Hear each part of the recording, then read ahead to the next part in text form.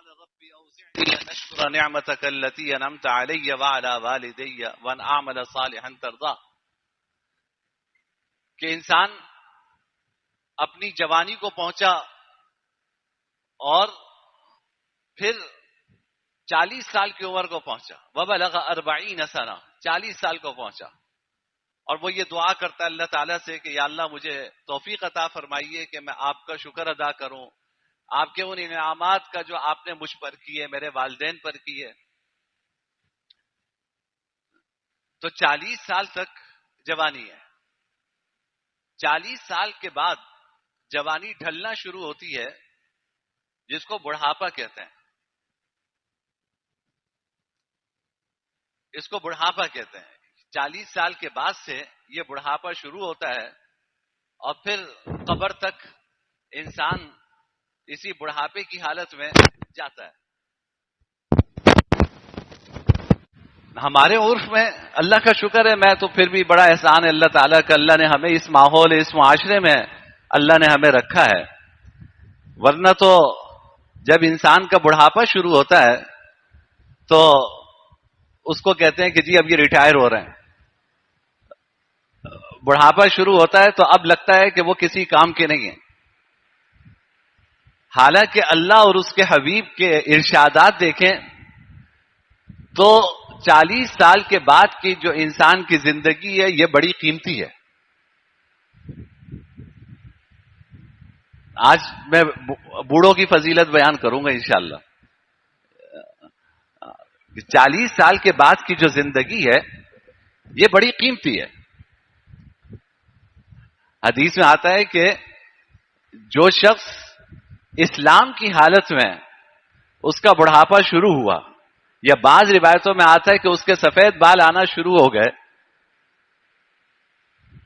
تو فرمایا کہ اللہ یہ اس کے لیے قیامت کے دن باعث نور ہیں. یہ قیامت کے دن اس کے لیے باعث نور ہوں گے. اور ایک روایت میں جناب نبی یہ کریم سرور دو عالم صلی اللہ علیہ وسلم نے فرمایا، مسند احمد کی روایت ہے، لمبی روایت ہے، میں پوری روایت تو نہیں بیان کر سکوں گا. آپ صلی اللہ علیہ وسلم نے عمر کے جو مختلف مراحل ہیں، اگر ایمان کی حالت میں انسان یہ مراحل طے کرے تو جناب نبی یہ کریم صلی اللہ علیہ وسلم نے ان مراحل کی فضیلت بیان فرمائی. فرمایا کہ جب انسان 60 سال کو پہنچتا ہے اللہ اس کو اپنی طرف انابت عطا فرماتے ہیں، یعنی وہ اللہ کی طرف مزید رجوع کرنا شروع کرتا ہے. اللہ کی طرف مزید رجوع کرنا شروع کرتا ہے. فرمایا کہ جب 70 سال کو پہنچتا ہے تو اللہ تعالی اس سے محبت کرتے ہیں، اور تمام آسمان کے فرشتے اس مومن سے محبت کرتے ہیں جو 70 سال کو ایمان کی حالت میں پہنچا ہو. اور فرمایا کہ جب انسان 80 سال کی عمر کو پہنچتا ہے اللہ اب اس کی نیکیاں ہی لکھتے ہیں، اس کے گناہ نظر انداز فرما دیتا. اور پھر فرمایا، حدیث میں آتا ہے جناب نبی یہ کریم صلی اللہ علیہ وسلم نے فرمایا کہ جب انسان 90 سال کی عمر کو پہنچتا ہے تو آسمان پہ لکھ دیا جاتا ہے کہ اسیر اللہ فی الارض، یہ زمین میں اللہ کا قیدی ہے. یعنی اب یہ زمین والا نہیں ہے، یہ آسمان والا ہے. بس ہم نے اس کو زمین پہ کچھ عرصے کے لیے قید رکھا ہوا ہے، اپنے پاس بلا لیں گے. فرمایا کہ اس کی دعا اور اس کی سفارش اپنے بچوں اور اپنے گھر والوں کے حق میں قبول ہوتی ہے. تو ایمان کی حالت میں انسان کو یہ بڑھاپے کی دولت ملے اور اس میں انسان کوشش یہ کرے کہ میں نیک اعمال زیادہ سے زیادہ کروں اور گناہوں سے اپنے آپ کو بچاؤں، تو یہ کوئی معمولی بات نہیں ہے. ترمذی کی روایت ہے کہ ایک صحابی نے جناب نبی یہ کریم صلی اللہ علیہ وسلم سے پوچھا کہ ای المؤمنین خیر، مومنوں میں سب سے بہتر کون ہے؟ آپ نے فرمایا کہ من طال عمرہ وحسن عملہ، سب سے بہتر مومن وہ ہے جس کو اللہ لمبی عمر عطا فرمائے اور اچھے اعمال کی توفیق عطا فرمائے. توجہ سے بات سنیے کہ سب سے اچھا مومن وہ ہے کہ جس کو اللہ لمبی عمر عطا فرمائے اور اچھے اعمال کی توفیق عطا فرمائے. کہ عمر بھی اللہ نے لمبی دی اور اللہ نے اپنے طاعت کے کاموں میں لگایا ہوا ہے. کہ بھائی عام طور پہ بڑھاپا جب انسان کا آتا ہے تو اب گھر پہ ہی زیادہ وقت گزرتا ہے. چلو محنت بھی کر رہا ہے تو بہت بڑی بات ہے کہ اس بڑھاپے میں انسان جو ہے وہ محنت کرتا ہے, اپنے کاروبار کر رہا ہے, اپنی ملازمت کر رہا ہے, آ کے بقیہ وقت اپنا گزرتا ہے, اللہ اللہ کرنے میں گزرتا ہے, قرآن کریم کی تلاوت میں گزرتا ہے, مسجد سے تعلق ہے, مسجد میں انسان 5 نمازیں جماعت کے ساتھ مسجد میں پڑھتا ہے. اب اس سے اچھی کیا بات چاہیے کہ اللہ نے عمر بھی دی ہے اور اللہ نے اچھے اعمال کی توفیق بھی عطا فرمائی ہے. یعنی فکر اس کی کرنی چاہیے کہ اللہ عمر تو دے رہے ہیں, انسان یہ غور کرے کہ میرے اچھے اعمال میں اضافہ ہو رہا ہے یا برائیوں میں اضافہ ہو رہا ہے. بس اگر اچھے اعمال میں اضافہ ہو رہا ہے کہ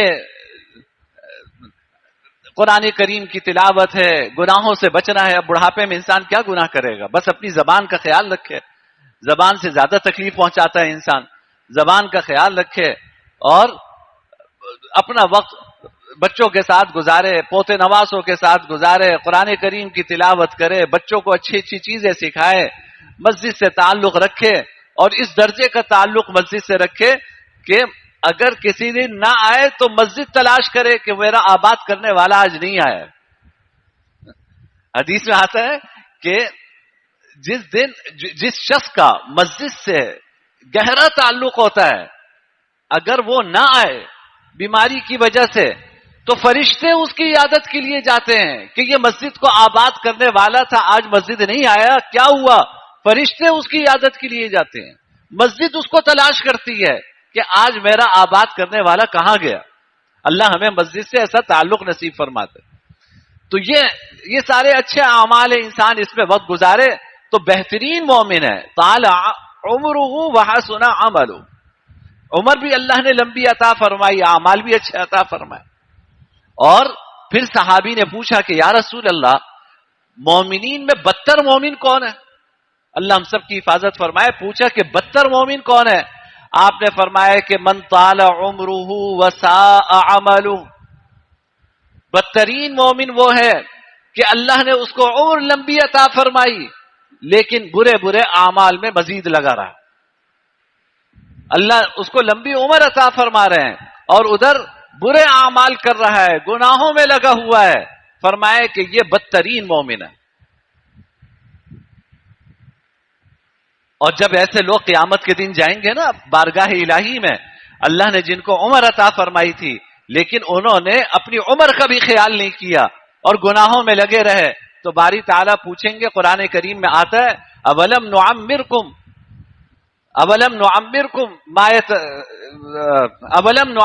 ما یتذکروا, کیا ہم نے تمہیں اتنی عمر نہیں دی تھی کہ اگر تم عبرت حاصل کرنا چاہتے, نصیحت حاصل کرنا چاہتے تو کر سکتے تھے؟ تمہارے پاس ڈرانے والا ہمارا نہیں آیا تھا؟ یہ بڑھاپے کا جو سفید بال ہے یہ نذیر ہے, یہ انسان کو موت کی یاد دلاتا ہے. جاءکم النذیر, کیا تمہارے پاس ڈرانے والا نہیں آیا تھا؟ اب ڈرانے والا کون؟ ڈرانے والا یہ سفید بال, یہ انسان کے لیے نذیر ہے, یہ انسان کو یاد دلاتا ہے کہ دیکھو تم اب اپنے عمر کے آخری مراحل کی طرف بڑھ رہے ہو, اللہ کی طرف رجوع کرو اور اللہ کو خوش رکھنے کی فکر کرو تاکہ اسی حالت میں تمہاری موت آ جائے. تو اللہ تعالیٰ سوال کریں گے کہ ہم نے کیا تمہیں اتنی عمر نہیں دی تھی کہ تم نصیحت حاصل کرنا چاہتے تو کر سکتے تھے؟ ہم جیسے جیسے عمر دیتے جا رہے ہیں تمہاری سرکشی میں اضافہ ہوتا جا رہا ہے, تمہاری برائی میں اضافہ ہوتا جا رہا ہے. فرمایا کہ ایسا شخص بدترین مومن ہے. اللہ ہم سب کی حفاظت فرمائے. ایمان کی حالت میں اللہ عمر عطا فرمائے اور انسان اس عمر کو اللہ کی طاعت میں گزارے, اللہ کی عبادت میں گزارے, اللہ کی نافرمانی سے اپنے آپ کو بچائے, تو یہ عمر انسان کے لیے بڑی نعمت ہے، بڑی نعمت ہے۔ حدیث میں آتا ہے، حضرت ابو طلحہ رضی اللہ تعالیٰ عنہ کی روایت ہے کہ 3 لوگ اسلام لائے، اور حضرت ابو طلحہ کو یہ سعادت ملی کہ جناب نبی یہ کریم سرور دو عالم صلی اللہ علیہ وسلم نے ان تینوں کی ذمہ داری حضرت ابو طلحہ کو دی۔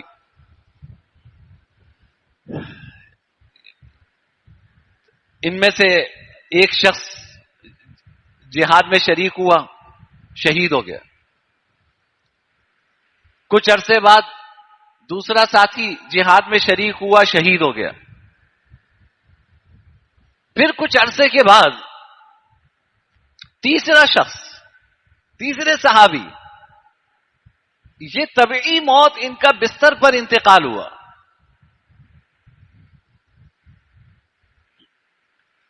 تو حضرت ابو طلحہ نے خواب میں دیکھا کہ جس شخص کا بستر پہ انتقال ہوا، آخر میں وہ جنت میں اپنے 2 ساتھیوں سے آگے ہے، اس کا درجہ جنت میں اپنے 2 شہید ہونے والے ساتھیوں سے آگے ہے۔ انہوں نے جناب نبی یہ کریم سرور دو عالم صلی اللہ علیہ وسلم کو اپنا خواب سنایا، اور آپ کے سامنے حیرت کا اظہار کیا کہ یا رسول اللہ، شہید کی اتنی فضیلت ہے، ان 3 میں سے 2 لوگ شہید ہوئے ہیں، ان 3 میں سے 2 لوگ شہید ہوئے ہیں، اور جو تیسرا ساتھی ہے وہ اپنی طبعی موت اس کا انتقال ہوا ہے، لیکن میں نے جنت میں اس کا مرتبہ ان دونوں سے آگے دیکھا ہے۔ تو جناب نبی یہ کریم سرور دو عالم صلی اللہ علیہ وسلم نے فرمایا کہ ابو طلحہ، اس میں حیرت کی کیا بات ہے؟ آپ نے فرمایا کہ ان دونوں کی شہادت کے بعد اس تیسرے شخص نے جو نیک اعمال کیے، نماز پڑھی، روزے رکھے، صدقہ کیا، یہ سب کہاں گئے؟ یعنی جو 2 لوگ دنیا سے رخصت ہو گئے، شہادت کے درجے میں فائز ہو گئے، ان کا تو اعمال کا سلسلہ رک گیا، لیکن یہ جو تیسرا شخص ہے، یہ ان کے رخصت ہونے کے بعد نیک اعمال کرتا رہا، نماز پڑھتا رہا، صدقہ کرتا رہا، روزہ رکھتا رہا، تو یہ اپنے ان اضافی نیک اعمال کی وجہ سے ان شہیدوں سے بھی آگے بڑھ گیا، ان شہیدوں سے بھی آگے بڑھ گیا۔ اس لیے میرے بھائی، میں تو کہتا ہوں سچی بات یہ ہے کہ یہ جو بڑھاپے کا زمانہ ہے نا، یہ آپ کی زندگی کا گولڈن ٹائم ہے، یہ گولڈن ٹائم ہے، یہ سنہرا دور ہے جو اللہ نے آپ کو عطا فرمایا ہے، اور ایسا مزے کا دور ہے کہ اگر بیماری کی وجہ سے، بڑھاپے کی وجہ سے آپ وہ نیک اعمال نہ کر سکیں جو جوانی میں کیا کرتے تھے، حدیث میں آتا ہے کہ اللہ تعالیٰ اس بڑھاپے میں آپ کو اس نیک عمل کا ثواب مسلسل عطا فرماتے رہتے ہیں جو آپ جوانی میں کرتے تھے اور اب بیماری یا بڑھاپے کی وجہ سے نہیں کر پاتے۔ جوانی میں وہ نیک اعمال کرتے تھے، اب بڑھاپے کی وجہ سے نہیں کر پاتے، بیماری کی وجہ سے نہیں کر پاتے۔ بھائی دیکھو، اللہ نے جوانی عطا فرمائی، اور یہ جوانوں کے لیے پیغام ہے کہ دیکھو، اللہ نے جو جوانی کی زندگی عطا فرمائی، اس کی قدر کرو۔ جوانی میں جو نیک اعمال کرو گے، بڑھاپے میں اگر انسان نہیں بھی کر سکے گا، اللہ اس کا اجر عطا فرمائیں گے۔ جوانوں کی الگ فضیلت ہے کہ جوانی میں انسان اپنے آپ کو نیک اعمال کا عادی بنائے۔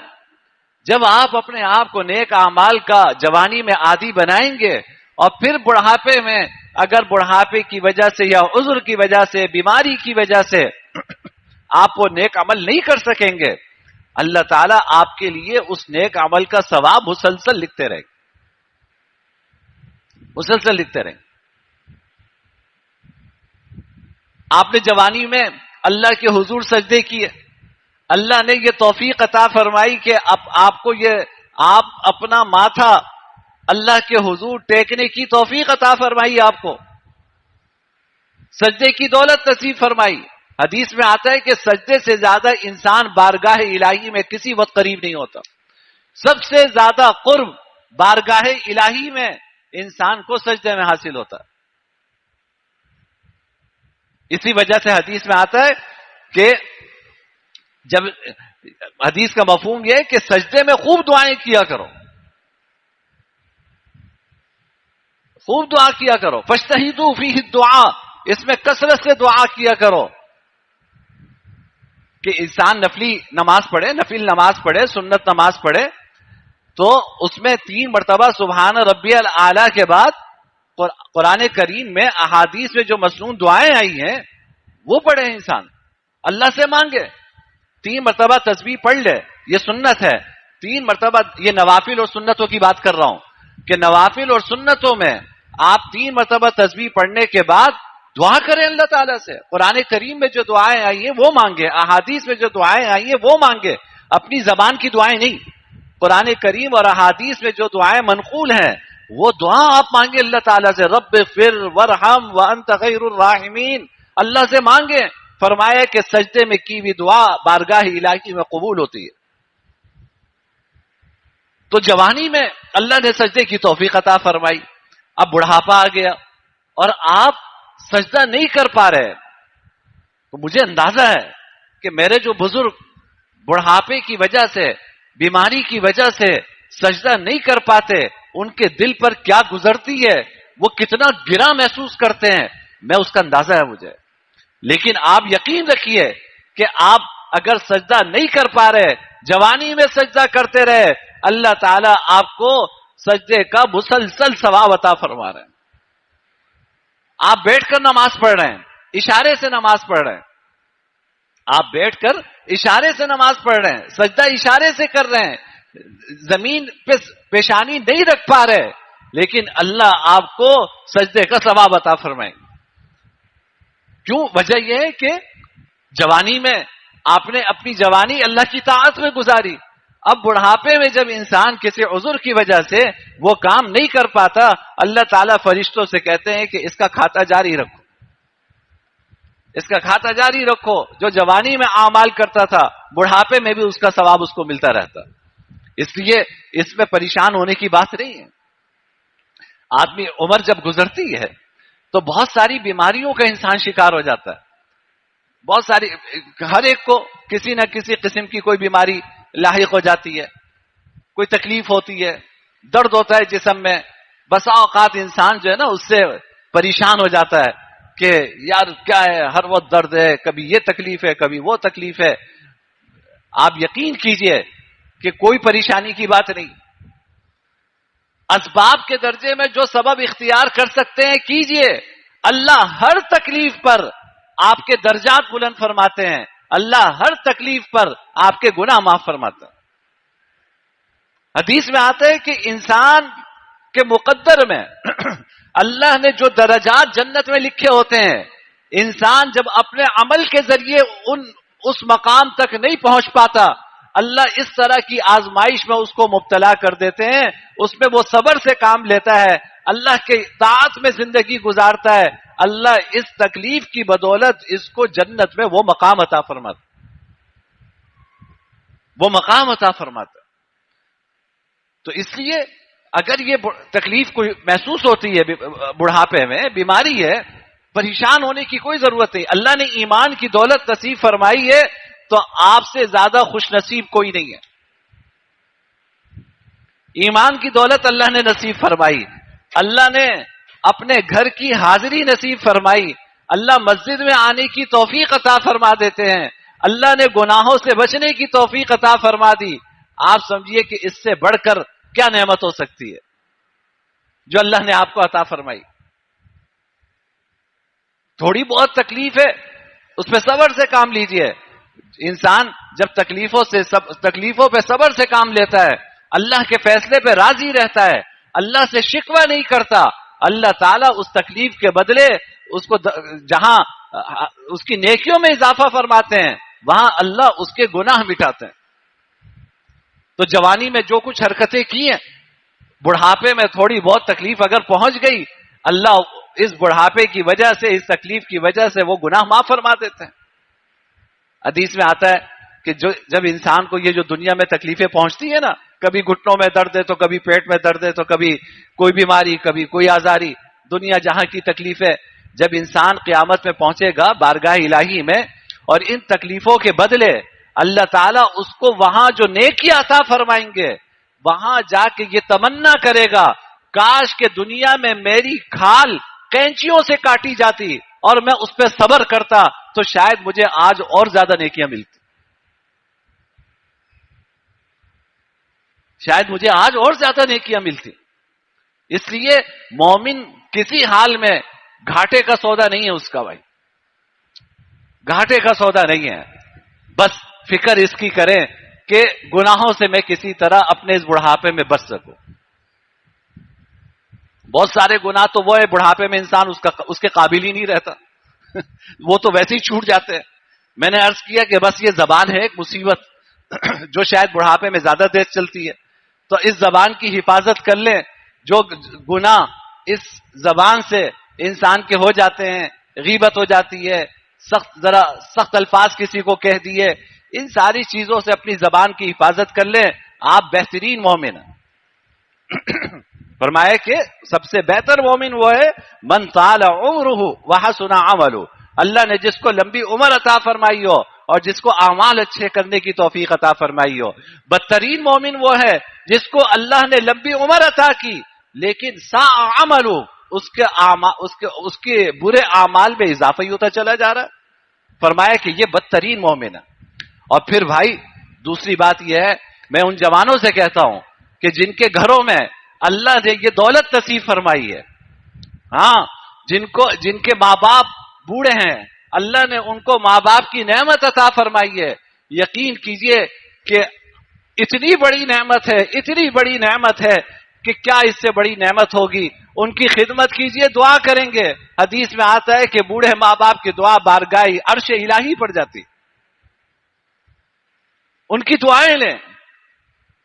جن کو اللہ نے یہ نعمت عطا فرمائی ہوئی ہے وہ ماں باپ کی خدمت کر کے، اپنے بزرگوں کی خدمت کر کے ان کی دعائیں لیں، اللہ وہ دعائیں اپنی بارگاہ میں قبول فرماتے ہیں۔ حدیث میں آتا ہے البرکۃ مع اکابرکم، جس گھر میں بوڑھا انسان ہوتا ہے اللہ اس گھر میں اپنی برکتیں نازل فرماتے ہیں۔ جس گھر میں بوڑھے لوگ ہوتے ہیں اللہ اس گھر میں اپنی برکتیں عطا فرماتے ہیں۔ تو یہ جو ہمارے بزرگ ہیں، ہمارے بڑے ہیں، ہمارے ماں باپ ہیں، بوڑھے ماں باپ ہیں، بوڑھے عزیز و اقارب ہیں، ان کی خدمت کی اللہ نے آپ کو توفیق عطا فرمائی تو اس کو اپنی سعادت سمجھیں، ان کی دعائیں سمیٹیں، اور آپ یقین کیجئے کہ نہ جانے کتنا رزق ایسا ہے جو اللہ ان کے طفیل آپ کو عطا فرماتا۔ ان میں سے کسی کا سایہ اڑ گیا نا تو پھر انسان اپنی آنکھوں سے دیکھتا ہے کہ اس کے ساتھ، اس کے اٹھنے سے اس کے ساتھ کیسی برکتیں چلی گئیں۔ ہم تو خود دیکھتے ہیں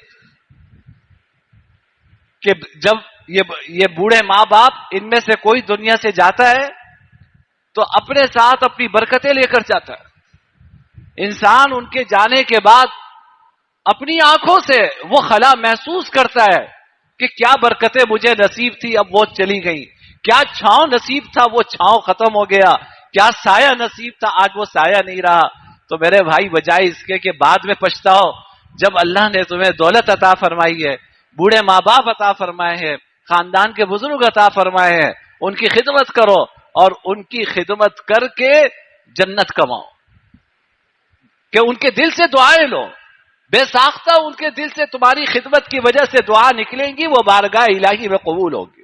حدیث نے فرمایا کہ ان من اجلال اللہ عز وجل اکرام ذی الشیب المسلم، فرمایا کہ انسان بوڑھے شخص کا اکرام کرتا ہے تو یہ در حقیقت اللہ رب العزت کی تعظیم ہے۔ آپ اگر کسی بوڑھے کا اکرام کرتے ہیں، اس کے ساتھ احترام سے پیش آتے ہیں تو آپ اس بوڑھے شخص کا اکرام اور احترام نہیں کر رہے، آپ یہ اللہ رب العزت کی تعظیم کر رہے ہیں۔ یہ اجلال اللہ ہے، یہ اللہ رب العزت کی تعظیم ہے، کسی بوڑھے شخص کا اکرام کرنا، کسی بوڑھے کا احترام کرنا۔ تو خلاصہ میری گفتگو کا یہ ہے کہ دیکھو بھائی، جن کو اللہ نے یہ بڑھاپے کی عمر عطا فرمائی. 40 سال کے بعد سے بڑھاپا شروع ہے. 40 سال کے بعد سے بڑھاپا شروع ہے. اس امت کی اوسط عمر 60 سے 70 کے درمیان ہے. تو بڑھاپا 40 کے بعد شروع ہے. تو یہ بڑھاپا بھی اللہ کی نعمت ہے. آپ اچھے اعمال کیجئے